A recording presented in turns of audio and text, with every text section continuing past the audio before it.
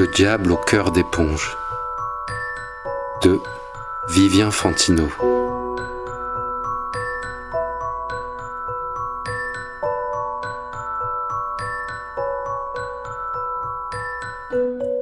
Ce roman noir est une œuvre de fiction. Les noms, les lieux, les personnages et les situations de ce récit sont le fruit de l'imagination de l'auteur ou employés de manière fictive. Et toute ressemblance avec des personnes ou des situations existantes ou ayant existé ne saurait être que fortuite. À celles et ceux qui se sont perdus, provisoirement ou à jamais.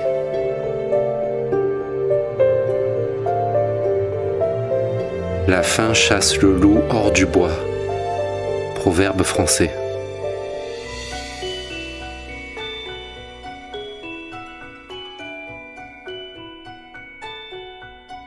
Prologue. Monsieur, monsieur, vous m'entendez? C'est les pompiers. Monsieur, si vous m'entendez, clignez des yeux. L'homme ouvrit des yeux hagards aux iris cendrés. La secouriste interpella son coéquipier. Sam, viens voir, il est conscient. Croyable. Maintiens-le éveillé, les renforts arrivent. Je m'occupe de la gamine. La femme hocha la tête en signe d'approbation. Elle déplia une couverture de survie sur la victime. Monsieur, monsieur, reprit-elle à haute voix, vous m'entendez toujours? L'homme la fixa quelques secondes. Vous avez eu un violent accident, mais je suis là pour vous aider. Ça va aller. Meuf.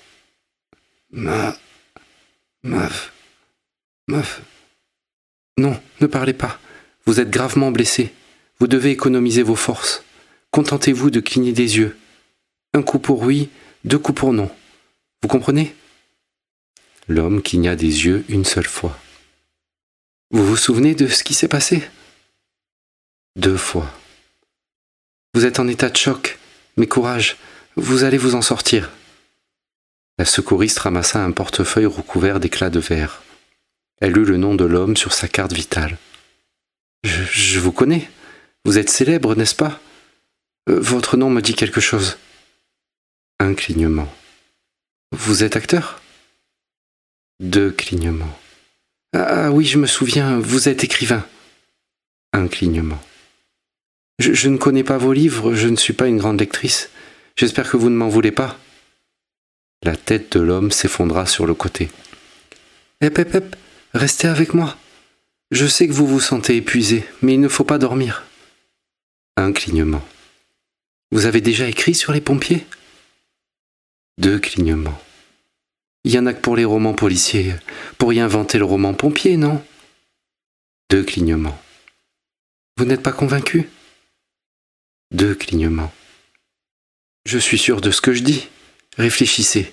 Si vous vendez un livre à chaque pompier de France, ça peut chiffrer. On serait associés, vous et moi. Qu'en dites-vous? Vous êtes d'accord pour essayer? Un clignement long. La secouriste brodait maintenant pour 2 raisons. Garder la victime consciente et détourner son attention des bruits stridents du défibrillateur voisin. Le néant.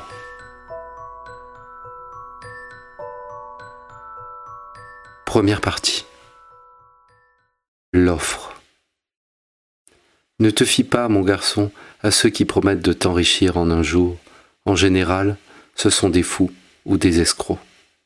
Carlo Collodi, Les aventures de Pinocchio.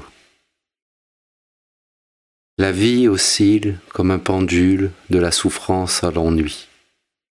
Arthur Schopenhauer, Le monde comme volonté et comme représentation. Chapitre 1. Jeu. Quentin Truffert. Dimanche 12 juillet 2015. Je me répétais en boucle l'un de mes aphorismes favoris. La morale est comme le poison, c'est une affaire de dosage. Et qu'est-ce que la morale, sinon un ensemble de principes discutables adoptés par le plus grand nombre?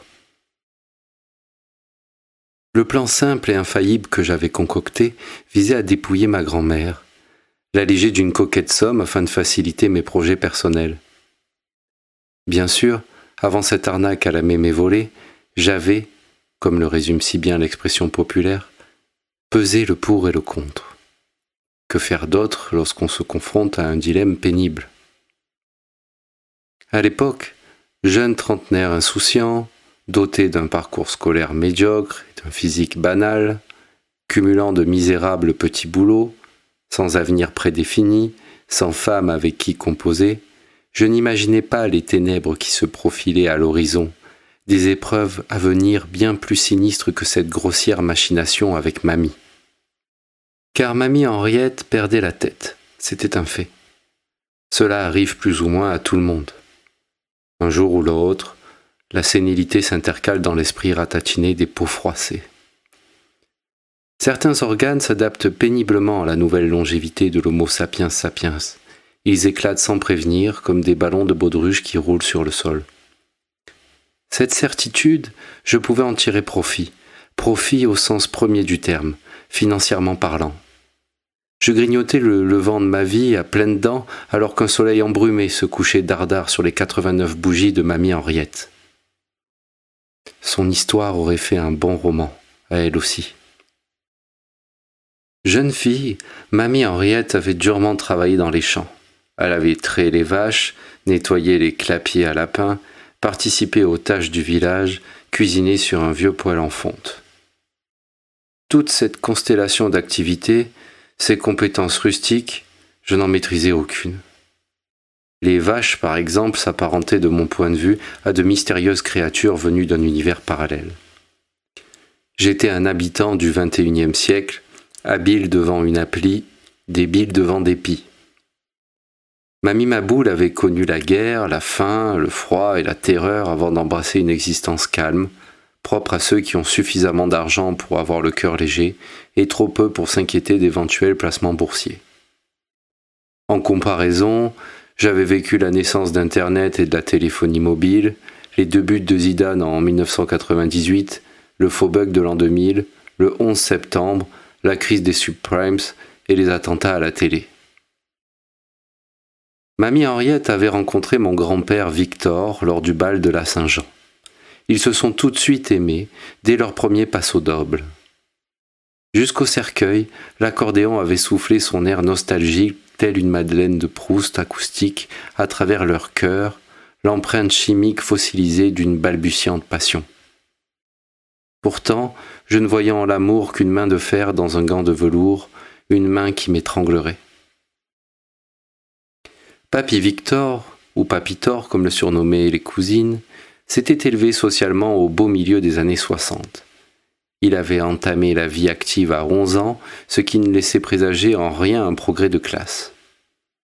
Il cirait les chaussures, roulait les cigarettes, creusait les tombes dans le vieux cimetière du village sous les ordres d'un fossoyeur peu pédagogue. Ce dernier emploi funeste lui avait permis de mettre un pied dans l'administration et plus tard de bénéficier d'un poste convoité à la mairie. Ce n'était pas banal pour un gamin pas trop idiot, pas trop empoté et pas trop fainéant de profiter d'une aubaine professionnelle car on connaissait bien son oncle et sa grand-mère ou car son père possédait de bons chiens de chasse, voire du fumier de qualité. La famille Truffert jouissait d'une réputation correcte, celle des gens honnêtes. L'honnêteté, certains la respectent, d'autres l'exploitent. L'honnêteté, c'est un peu comme une parcelle de terre. Elle fleurit parfois, et parfois elle est polluée, stérile. Papitor, lui, en récolta les fruits et participa à l'entretien des fontaines, des puits et de la voirie, notamment les places pavées du village.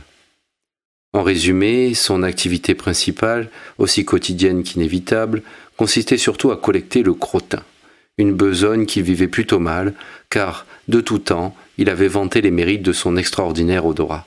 « Ça sent !» radotait-il. C'était l'une de ses ritournelles favorites, proposée à la fréquence d'un tic de langage. Assez avenant et amusant, lieutenant des guinguettes et amateur de bons mots, Papitor comptait parmi ses connaissances un fils de petit bourgeois dont il appréciait la conversation entre pastis glacées et un bol d'olive aux herbes. Ce privilégié se nommait Lucien Artaud, et l'aisance de sa famille, propriétaire de la toute première imprimerie de Gap, lui permettait d'aborder les choses de la vie avec une fraîche insouciance. Les affaires tournaient bien à la fréquence des rotatives. Grâce à son esprit vif et sa complicité avec Lucien Artaud, Papitor devint salarié de l'imprimerie Artaud, rue Jean Jaurès. Les années suivantes, il s'était intéressé à tous les métiers de l'entreprise, en avait acquis les ressorts par mimétisme avec pugnacité. On décloisonnait encore les savoirs à l'époque, on ne bridait pas les profils prometteurs pour d'absurdes histoires de diplôme ou de curriculum vitae. Le travail ne manquait pas. Papitor actionnait les fondeuses, les alignait, les réparait. Comme un navigateur dans une course en solitaire, il les aimait de cet amour fantasque qui émerge parfois entre un être humain et une machine. Il vérifiait méticuleusement les bobines où chaque perforation représentait un caractère typographique. Il œuvrait à la mise en page, positionnait des petites lettres dans les carrés de plomb avec une patience de tortulute. Capable de lire avec une aisance croissante, Papitor participait aussi à l'imposition, cette étape consistant à placer les plaques dans l'ordre d'impression. Des années plus tard, après de fastidieux mois d'entraînement, il commença à taper au clavier. La composition monotype se substituait de plus en plus à la composition manuelle. Étrangement, l'apparition de l'informatique ne bouleversa pas cet enfant de paysan instruit par un curé pointilleux et un fossoyeur grossier. En moins de 20 ans, il devint cadre de l'imprimerie Artaud, indéboulonnable. Les 30 glorieuses achevaient de gonfler les soldes bancaires quand Papitor et Mamie Henriette accédèrent à la propriété. Une ancienne ferme trônant au centre d'un demi-hectare. De coup de main en coup de main, par échange de bons procédés, la famille rénova peu à peu les menuiseries, installa la plomberie et l'électricité. Ils comptèrent parmi les premiers habitants de Nevon à posséder une ligne téléphonique. Ils le rappelaient volontiers lors des repas de fête, juste avant de critiquer la folie collective d'Internet. C'est dans cette maison que Mamie Maboul avait élevé seule leurs 3 enfants, ce qui relevait d'un travail tout aussi éprouvant que celui de Papitor chez les Artaud. À cette période, peu de femmes occupaient un emploi et le contexte socio-géographique ne permettait pas à mes grands-parents de déférer à ce principe. Leurs 2 filles, assez sages, pouponnaient leurs jouets toute la journée lorsqu'elles n'aidaient pas aux tâches ménagères. Leurs garçons, à contrario, pourfendaient la tranquillité du foyer, cumulaient les maléfices. Une fois, à l'école, il avait échangé une liasse de billets contre des bonbons Michoco. Il se battait, impitoyable, et affrontait les autres enfants du village.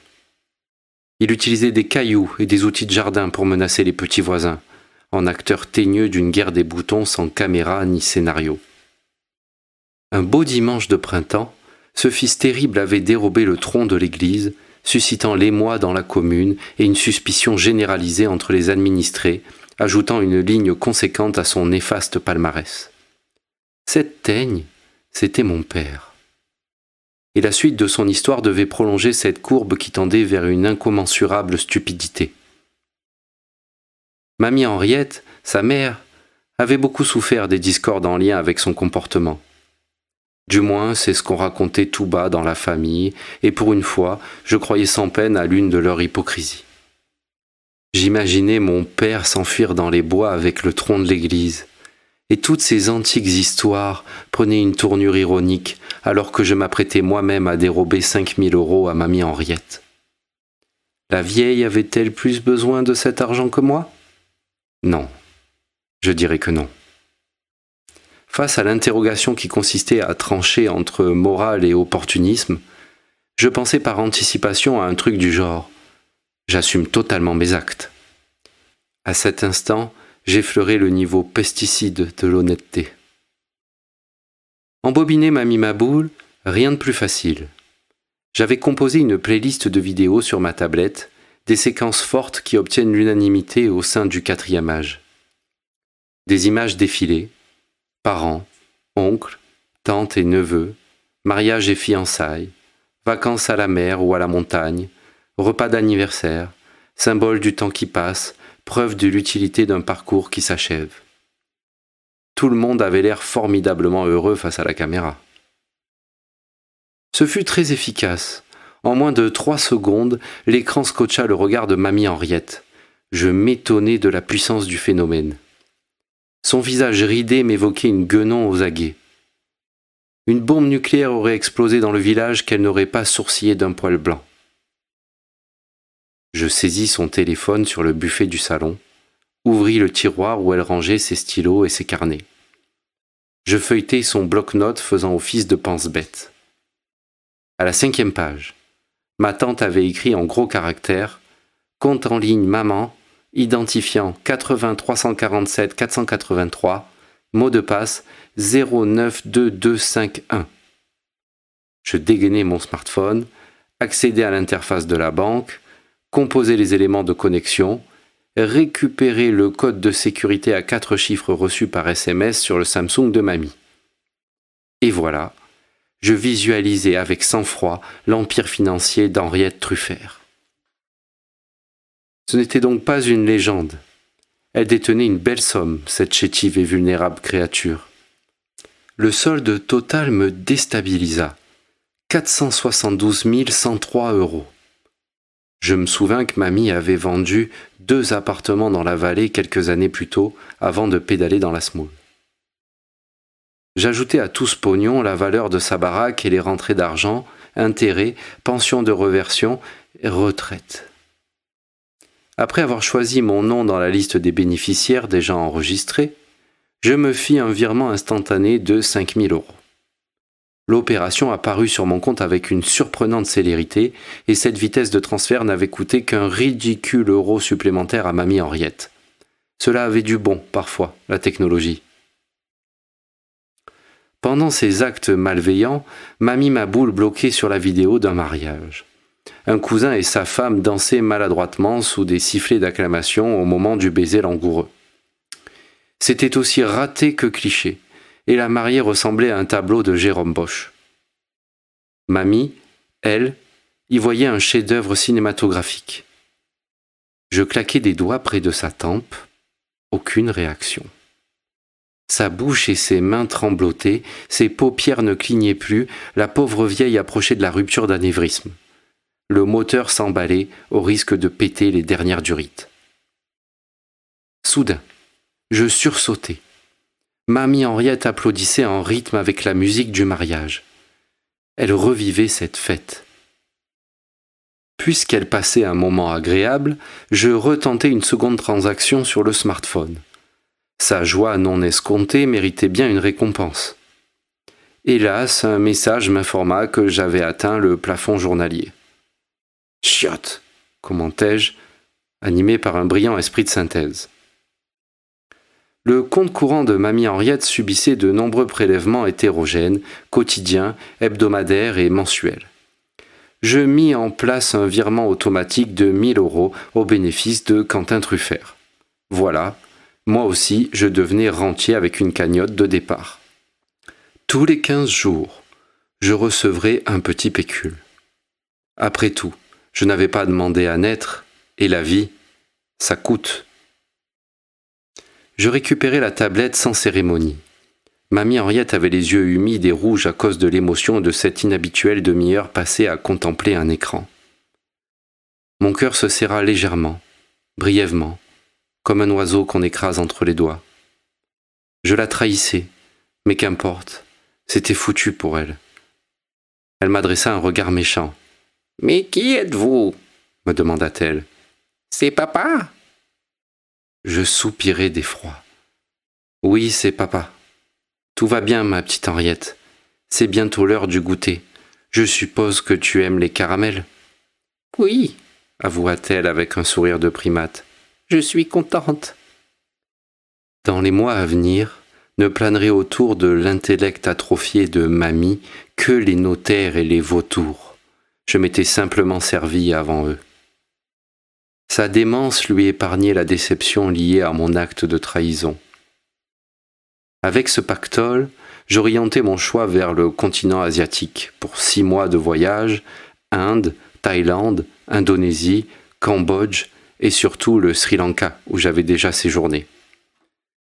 Une guirlande de joies exotiques s'entortillait autour de ma conscience comme sur un sapin de Noël.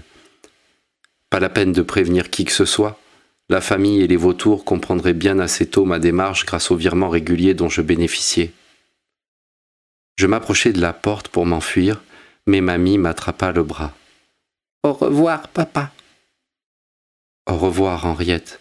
Sois sage et ne fais confiance à personne. »« Oui, mon gentil papa. » Sans preuve, pas de juge, et sans juge, pas de sentence.